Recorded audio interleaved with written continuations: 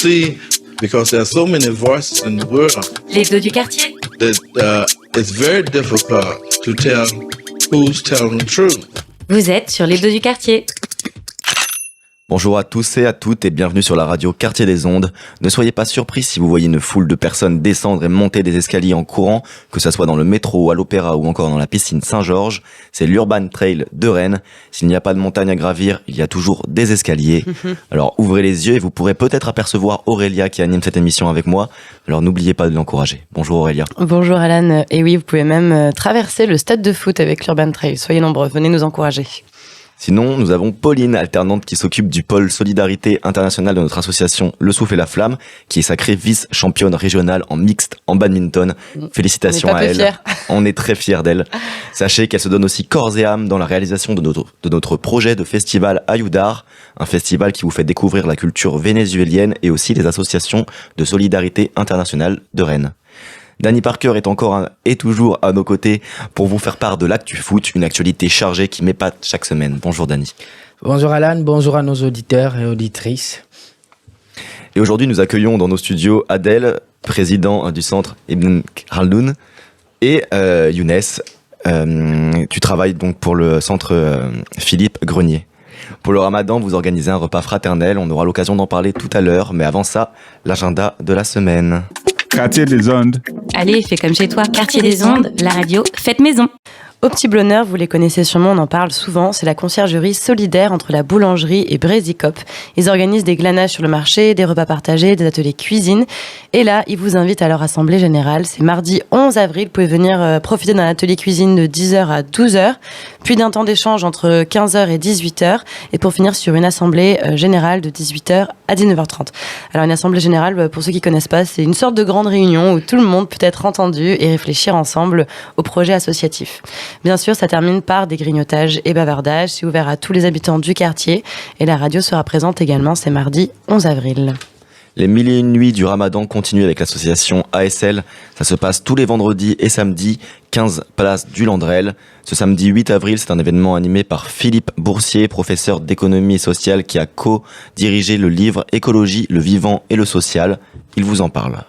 C'est un livre qui regroupe 70 contributions qu'on a voulu le plus accessible possible, qui proviennent pour l'essentiel de scientifiques, mais aussi de philosophes, de responsables associatifs et de journalistes. Donc ce livre est un livre qui partage des savoirs, donc c'est un livre qui est fait pour comprendre et donc qui est fait pour agir, parce qu'on pense que face au désastre écologique en cours, eh bien, il est absolument indispensable que des connaissances rigoureuses, très documentées, soient le plus largement appropriées, partagées, démocratisées, pour que les citoyens puissent s'en emparer et donc puissent aussi agir collectivement. Merci Philippe.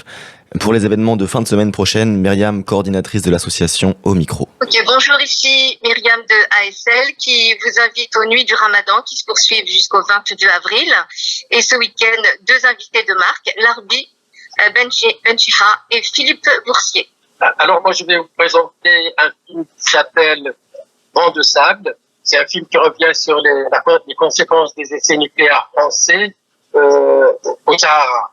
Donc ce film, c'est le premier film que je fais sur cette problématique et c'est le point de vue des populations qui ont été exposées, qui ont été victimes des essais nucléaires que j'ai rencontrés en 2008.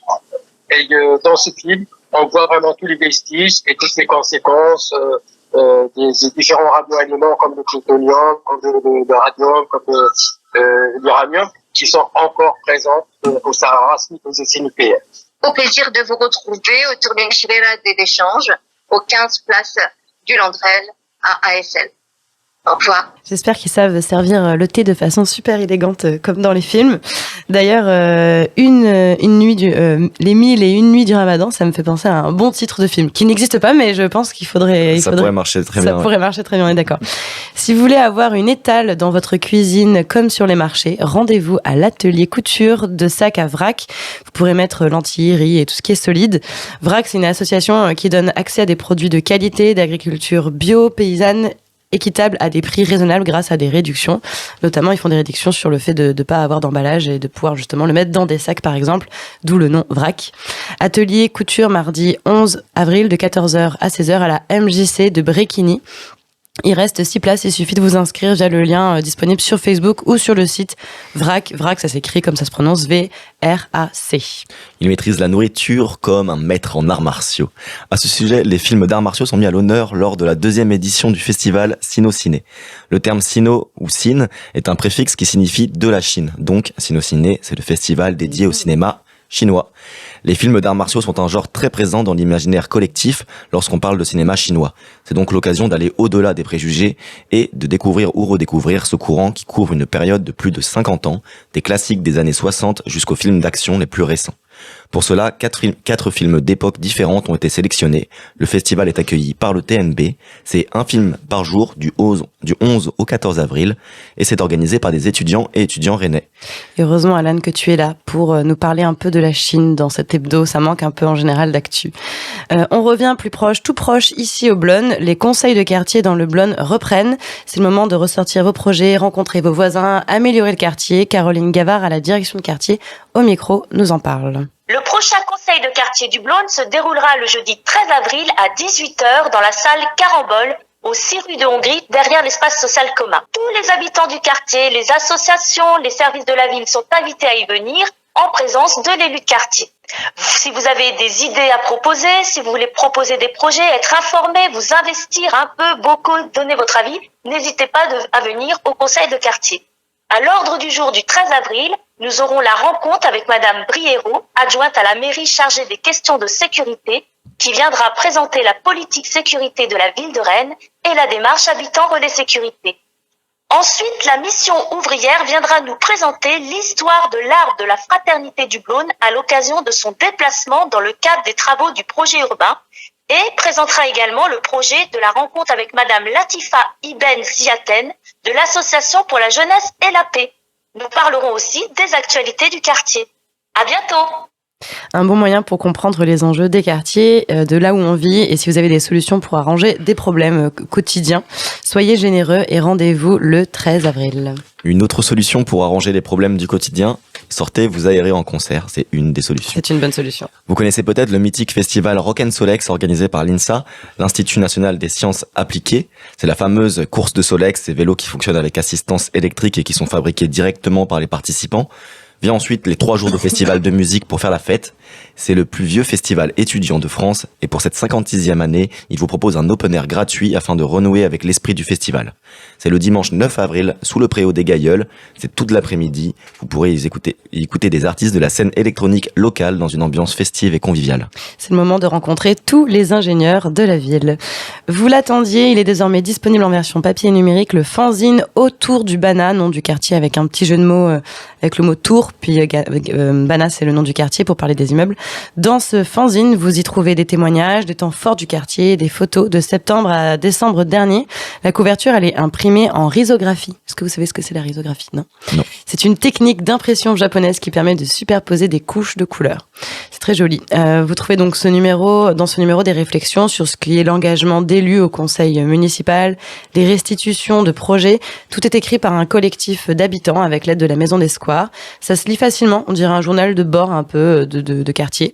Un beau projet réalisé par la Maison des Squares. Vous pouvez venir retirer un exemplaire à l'accueil de la Maison des Squares, entre le Triangle et le Blône, ou télécharger la version PDF sur leur site, c'est gratuit. C'est un projet haut en couleur en tout cas.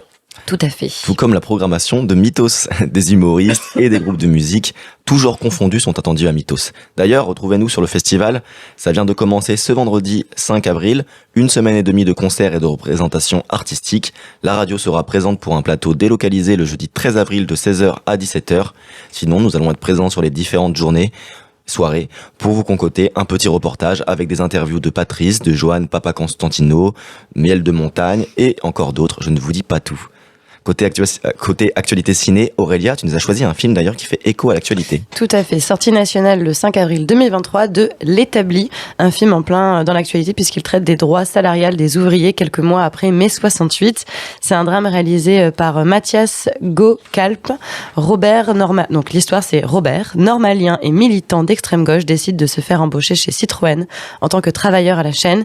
Et comme d'autres de ses camarades, il veut s'infiltrer en usine pour raviver le feu révolutionnaire. Mais la majorité des ouvriers ne veut plus entendre parler de politique. On écoute un extrait. C'est bien ici l'embauche Citroën? Ouais, c'est bien là. Première embauche, 6h45 devant l'agent de secteur. Le premier jour de l'usine est terrifiant pour tout le monde. Des mois et des années là-dedans. Ali, montre lui là. Bonjour. Bonjour. Faut que tu prennes le temps de gagner leur confiance. Si tu sais les écouter, ils te parleront. Et moi, L'Établi, est-ce que je vais y arriver? Dépêche-toi, ils vont nous faire sauter les primes à cause de toi. Laisse. Pourquoi on la voit pas? La révolution? On va la voir. Tu vas la voir. Accident au courroie. Vous nettoyez, vous mettez un pansement et il retourne. Tu comptes mentir aux camarades ouvriers sur ta condition bourgeoise? Mentir, non. Je compte parler politique avec ceux que ça intéresse le moment venu, voilà. Vous avez votre certificat d'études? Ouais. Alors qu'est-ce que vous faites chez nous? Camarades, déjouons les manœuvres des politiciens au service de la bourgeoisie. Fasciste! Ça fait 3 mois que t'y es. Il se passe rien. Et alors? Et alors le poste à la fac t'attend. Si la révolution ne vient pas, j'ai pas de raison de faire un autre travail que celui-là. Klatzmann, délégué CGT. Robert, OS2. Citroën n'a toujours pas digéré ce qu'ils ont été obligés de lâcher à Grenelle et je suis sûr qu'ils vont encore trouver le moyen de nous faire payer le peu qu'on a gagné. Attends, ils reviennent sur les accords de mai? On va quand même pas accepter ça, non? Tu recommences. Et vous allez faire quoi? Être prêt à faire arrêter la production, même si on n'est pas assez nombreux. Il a raison, ce qu'on a fait en mai, on peut le refaire. Mettre une usine en grève pour 3 heures sup hebdo. Ali, si tu arrêtes, c'est toute la chaîne qui est bloquée. Ferme ta gueule. L'Établi est l'adaptation de l'illustre roman éponyme de Robert Linhart. Dimanche, lundi et mardi à Arvor pour 21h. Attention, à Arvor, il n'y a pas de pub. Donc il faut arriver à l'heure. Exactement. Merci Aurélia. Maintenant, on plonge dans l'actualité foot avec Danny Parker. Dis-nous tout. Alors, je vous embarque au programme du foot hebdomadaire de la semaine. Et autant dire que lorsqu'il y a du foot, il y a toujours des actus. Il y a toujours des drames.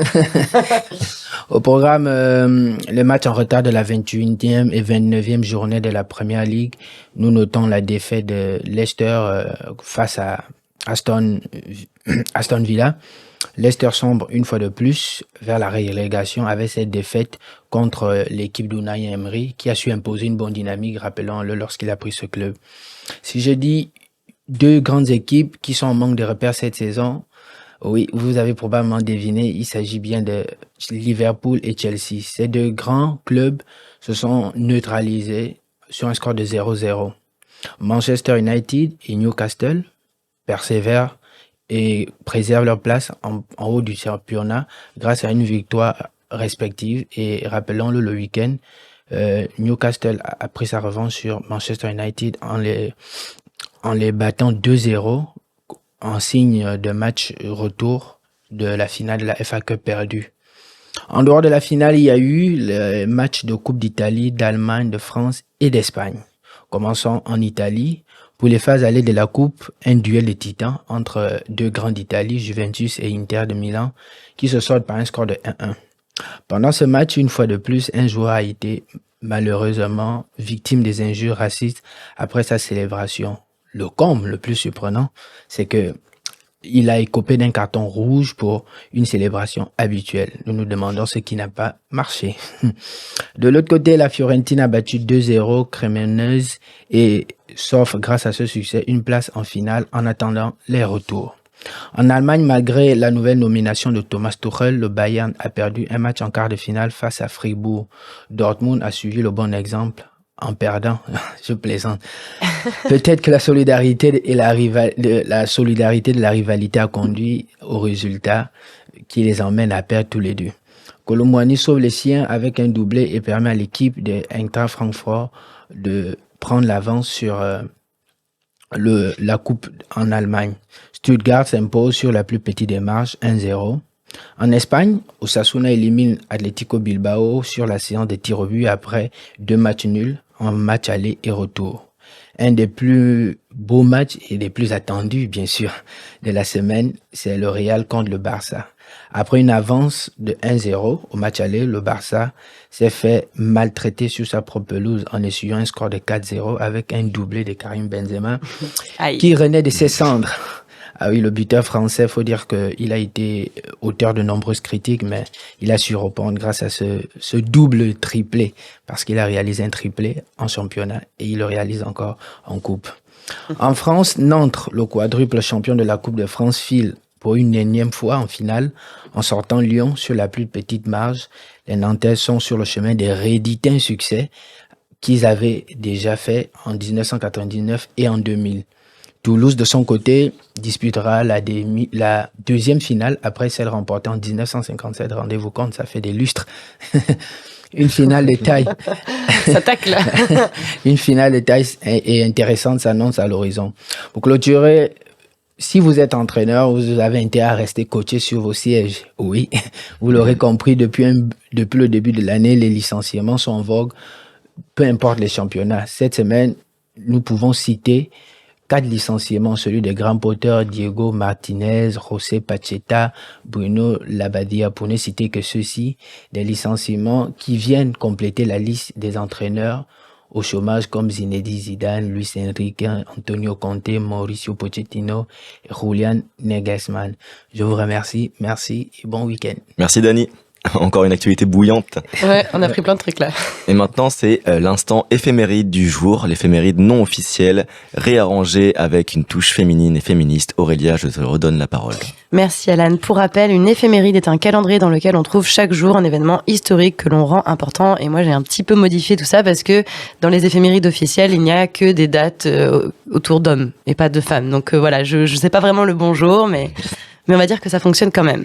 Je vous ai déjà présenté Artemisia, peintre baroque italienne, puis Elisabeth Vigée-Lebrun, grande portraitiste de notre chère reine Marie-Antoinette. Cette fois, cap vers l'Europe de l'Est, pays de Chopin, la ville du romantisme. Vous êtes à Varsovie, en Pologne. Un matin vient au monde l'incroyable Tamara de Lampinka.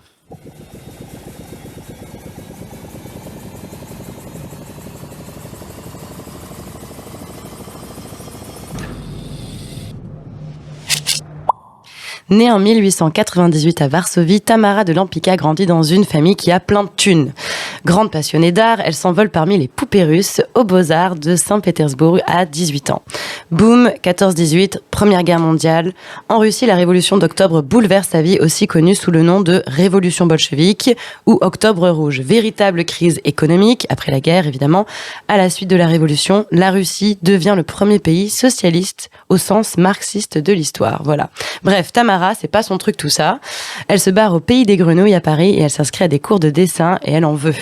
Elle devient l'élève de André Lotte, un des représentants du mouvement cubiste. Alors cubisme c'est quoi, vous allez me dire, c'est l'un des grands mouvements modernes du premier quart du XXe siècle. Vous avez tous vu un tableau de Picasso, n'est-ce pas? Le cubisme est l'art de peindre avec des éléments empruntés non à la réalité de vision, mais à la réalité de conception. En gros, par exemple, peindre son amoureux ou son amoureuse avec des yeux immenses parce que tu les sens sur toi quotidiennement et qu'ils te plaisent, par exemple. En gros, c'est modifier la réalité en fonction de ce que tu perçois intimement.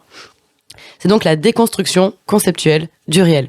Tamara, ça lui plaît grave, la déconstruction. Elle peint des femmes puissantes et mystérieuses à longueur de temps. En 1923, le Salon d'automne met en lumière son art grâce à l'expo de 2 femmes nues. Par contre, on pense que c'est un gars parce que sa signature, c'est Lampiski. Et donc, ça l'a fait passer pour un homme. À Milan, 2 ans plus tard, elle fait tomber le masque en montrant son identité et sa carrière d'école. Côté perso, Tamara, elle est connue pour avoir une vie d'artiste stéréotype, comme on l'imagine des fois. Libérée, bisexuelle, elle se fait plaisir avec des amants, des amantes et elle carbure à la cocaïne. À l'aube de la Seconde Guerre mondiale, en 1939, elle se barre aux States et continue d'exposer là-bas puis elle quitte ce monde, malheureusement, au Mexique en 1980 pendant que les Français dansent sur les démons de minuit et clo-clo dans les boîtes de nuit. Artiste de l'entre-deux-guerres, ses œuvres sont représentatives des années folles. Tamara de Lampinka a su imposer son style et sa puissance après avoir été oubliée de longues années. Et en fait, on l'a juste redécouvert il y a pas longtemps, dans les années 70 quand même, en même temps que l'art déco, et on en parle ici aussi à Quartier des Ongles, donc longue vie à son art. Merci Aurélia de continuer à mettre en lumière ces femmes artistes dont l'art et le parcours forcent le respect. Cela fait plus d'un siècle que les Français se battent pour la liberté de la presse, pour la liberté de réunion, pour la liberté d'association. Créer une association sportive, une association culturelle, une association de caractère spirituel, ça nous regarde. La parole aux assos. Nous recevons en studio Adel, président du Centre culturel islamique Ibn Khaldun, c'est ça? C'est ça. Ok. Et Younes de l'association Avenir du Centre Philippe Grenier. C'est le Centre Philippe Grenier. Philippe Grenier, pardon. Voilà. Bonjour. Bonjour. Bonjour. Merci d'être venu au studio pour nous rencontrer. Et n'hésitez pas à me reprendre si je fais des petites fautes de prononciation comme je viens de les faire. Donc le Centre Ibn Khaldun et Philippe Grenier organisent ensemble un repas partagé appelé repas fraternel. C'est pour le Ramadan, ça se passe le samedi 8 avril à partir de 20h30 et c'est au Blône sur la Rambla devant le Triangle. Pourquoi est-ce important pour vous de soutenir ce jeune religieux? En fait, cet événement-là, il s'inscrit dans plusieurs actions. Le Centre Philippe Grenier, tous les ans, il partage des moments fraternels, des moments de convivialité sur le quartier, ouverts à tout le monde. Donc, il y avait la fête de partage l'année dernière dans le quartier. Et l'année d'avant aussi, donc ça s'inscrit dans cette démarche-là d'ouverture, d'échange dans le quartier. Cette année-là, c'est une première par rapport au mois de Ramadan, donc on s'est dit pourquoi pas partager un repas fraternel ouvert à tous les habitants du quartier. Tout le monde connaît en ce moment il y a une tension, il y a vraiment un climat qui est spécial, crise économique, tout ce que vous voulez, donc ça serait bien de se voir, de passer un moment fraternel, un moment de convivialité ensemble. C'est s'inscrit dans cette démarche là d'ouverture et de partage et passer un bon moment ensemble, tout simplement. Donc toute personne qui pratique pas forcément le Ramadan sont aussi invitées à venir partager ce repas. Tout le monde est le bienvenu et c'est le but en fait. Musulmans ou non musulmans, c'est ouvert à tous les habitants du quartier. Il y a pas de souci, ou même les habitants de Rennes. Hein. Je pense que ça peut valoir le coup de le rappeler pour nos auditeurs qui sont pas forcément pratiquants. En quoi consiste en fait ce jeûne? Comment est-il né dans la religion musulmane? Peut-être Adel. Oui. Le jeûne du mois de Ramadan, je rappelle que l'islam est basé sur des piliers et donc il fait partie des 5 piliers de l'islam. Entre autres, il y a aussi le fait de faire la prière, le pèlerinage, le fait d'aller au moins une fois dans sa vie faire le pèlerinage à la Mecque, en Arabie Saoudite. Et donc, le jeûne du mois de Ramadan, c'est quoi? C'est le fait de se priver de manger, boire et d'avoir des rapports charnels pendant la journée. Donc, depuis le lever du l'aube et non pas du soleil, comme on a souvent l'habitude d'entendre dans les médias, mais c'est pas... C'est quoi la différence? L'aube se lève avant le soleil. Donc, c'est... je dirais, ah oui, je comprends. Oui. Dès qu'il y a de la lumière dans le ciel. Dès qu'on commence un petit peu à avoir de la lumière, donc on appelle ça l'heure de l'aube. Et donc depuis l'aube jusqu'au coucher du soleil. Et donc ça dure généralement entre 29 et 30 jours. Ça suit le calendrier lunaire. Hein. Le mois de Ramadan est un des mois du calendrier lunaire, qui sont au nombre de 12. Et généralement, les musulmans de toute la planète surveillent ce pilier et le suivent correctement. Et du coup, ça bouge, c'est jamais le même mois pour nous, pour le calendrier janvier, février, mars. C'est ça, justement. Alors, pour le calendrier lunaire, il se trouve que l'année lunaire compte 10 jours de moins que l'année solaire ou l'année... comment on dit, le calendrier... L'année solaire. Voilà, l'année solaire. Merci. Et du coup, tous les ans, on va décaler de 10 jours. Un exemple, donc cette année, le mois de Ramadan a commencé le 23 mars Et donc, il faut se dire que l'année prochaine, il va commencer vers le 13 mars. Ah oui, ça recule. Ça recule. Oui. C'est marrant parce que moi, quand j'étais enfant, j'avais l'impression que c'était tout le temps l'été. Et du coup, j'ai l'impression que ça n'a jamais été l'hiver. Mais en fait, je pense que c'est une impression. C'est moi qui ai 47 ans, j'ai vécu le mois de Ramadan pendant l'hiver.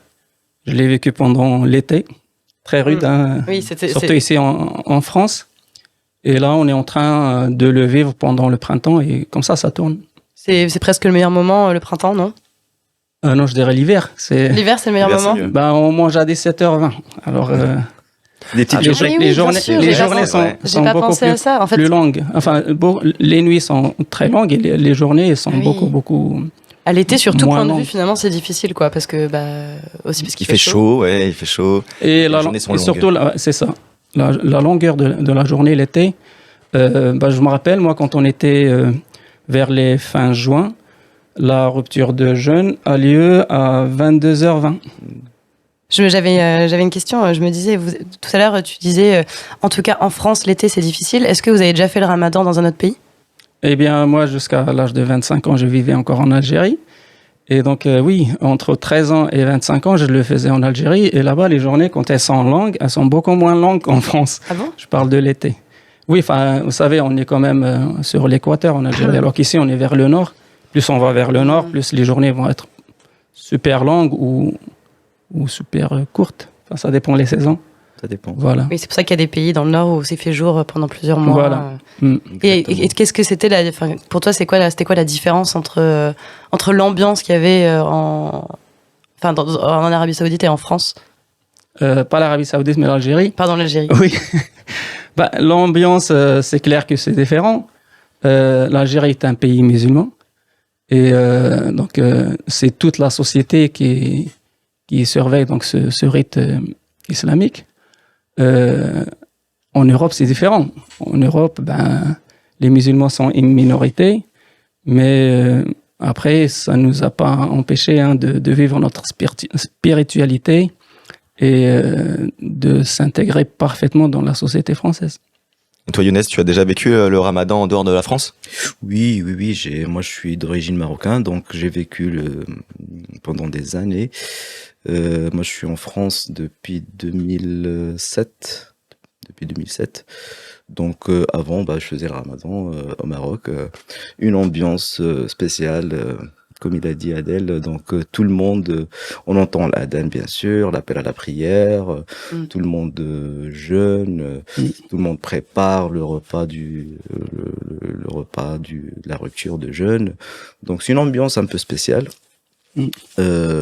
C'est différent, on va dire, c'est différent. Ici on vit aussi parce qu'on a un centre, on a une communauté quand même qui est présente. Donc on vit aussi Ramadan, on fait la prière au centre. Donc on pratique notre jeûne, notre spiritualité, et justement le but de cet événement, de partager justement parce que le Ramadan, c'est pas que s'abstenir de manger et de boire la journée, mais il y a autre chose. Il y a des aspects, un aspect spirituel, bien sûr, se ressourcer spirituellement. Quand on jeûne, on permet à l'âme de s'élever. Et aussi un aspect social, justement, de partager, penser aux gens qui n'ont pas de quoi manger, ils sont dans la nécessité, ils sont dans un aspect social. Donc le partage, ça fait partie du mois de Ramadan. Il y a plusieurs aspects. Hein. C'est bon pour la santé aussi. Et pour la santé, justement, ça nettoie, ça régénère le système. C'est important aussi. Donc vous allez essayer de retranscrire cette ambiance conviviale que vous avez pu vivre dans vos pays respectifs, du coup peut-être dans l'événement du repas fraternel. Exact, c'est le but de partager ce moment, faire découvrir, peut-être parce que il y a plusieurs nationalités, il y a plusieurs dans le centre, il y a des Français de souche, il y a des Marocains, des Algériens, des Tunisiens, des Sénégalais, il y a plusieurs nationalités. on a sollicité, il y a des groupes de travail, on a sollicité des mamans pour nous partager leur spécialité, donc comme ça il y aura un partage et une ouverture vers plusieurs. Voilà, il y aura la soupe marocaine, il y aura la soupe algérienne, je suppose. Voilà. Il y a plusieurs. Vous savez nous parler. C'était stratégique du coup de proposer cet événement sur la Rambla en face du Triangle. Oui, c'est important pour nous de partager ça dans le quartier. Parce qu'on est implanté dans le quartier, c'est quand même important de partager avec les gens du quartier. Ça fait des années qu'on fait ça, donc ils nous connaissent et il y a une certaine, il y a un lien qui s'est créé pendant des années là, et on a des échos qui sont vraiment très positifs et on continue sur cette voie. Et c'est important d'être en extérieur aussi pour il n'y ait pas forcément un début de repas, une fin de repas, tout le monde peut arriver un peu quand il veut. Voilà, l'idée en fait, c'est les gens ils vont venir avant, donc la rupture de jeûne c'est à 20h45, 46 je crois, c'est ça hein. Ouais, au 50 ce jour-là. Au 50 au jour, ouais, le jour J ça va être 20h50. Le but c'est les gens ils vont venir avant, donc le temps d'échanger, de partager un moment, et la rupture de jeûne elle va se faire à 20h50, comme ça on va partager ensemble le repas. Eh bien, on va arriver à la fin de cette interview. Si vous voulez revenir sur un point ou donner une actualité autre, ouais, notamment le food truck. Oui, c'est vrai, il y a le food truck qui va se créer bientôt. Il y a un festival aussi de street food qui arrive c'est en mai, c'est fin mai, je crois que c'est fin juin. C'est au mois de juin. Voilà. C'est au mois de juin, ouais. C'est le 25 juin, c'est ça? Ouais. Okay. C'est le 25 juin. C'est un grand événement. Et donc ça, il y aura une communication là-dessus. Donc c'est un grand événement qu'on prépare. Le Centre Félix Bruni prépare cet événement-là. Justement, il y aura plusieurs nationalités qui vont représenter leur pays en fait, avec leur spécialité et tout ça, qui va regrouper, et toujours dans la démarche de créer du lien, et on a remarqué que la nourriture crée du lien. Ah mais ça c'est sûr. C'est clair. Un repas, la nourriture et la musique, c'est souvent exactement ça. Ouais, mes parents ils me disaient toujours ça va faire à manger, c'est avoir le pouvoir. Exactement, c'est le pouvoir. Donc le pouvoir de fédérer. Exactement. Le food truck aussi, ça s'inscrit dans cette démarche là aussi. Donc c'est pour bientôt. C'est un food truck solidaire. C'est un food truck solidaire. Ouais, c'est pour bientôt aussi. Il y avait un concours et on a gagné le concours. Donc il y aura l'achat du camion et tout ça. Il va circuler dans le quartier du coup. Exactement, il va circuler dans le quartier pour aider les plus démunis, tout ça. Donc à des prix abordables, j'imagine. Bien sûr, c'est vraiment des prix abordables, ouais. Donc ça c'est un grand projet aussi qui se concrétise bientôt. Voilà, donc 2 projets à suivre sur lesquels on aura peut-être l'occasion de se revoir. Bien sûr, avec un grand plaisir. Ouais. Et en attendant, le repas fraternel, donc c'est à 20h30 à la Rambla, sur la Rambla devant le Triangle, dans le quartier du Blône. Venez nombreux, c'est pour tout le monde. Merci beaucoup Younes, merci beaucoup Adèle. Merci à vous. Hein. Merci beaucoup Aurélia. Merci. Merci beaucoup. Merci Alan. Merci Alan. Et à bientôt sur Quartier des Ondes. Merci pour l'invitation.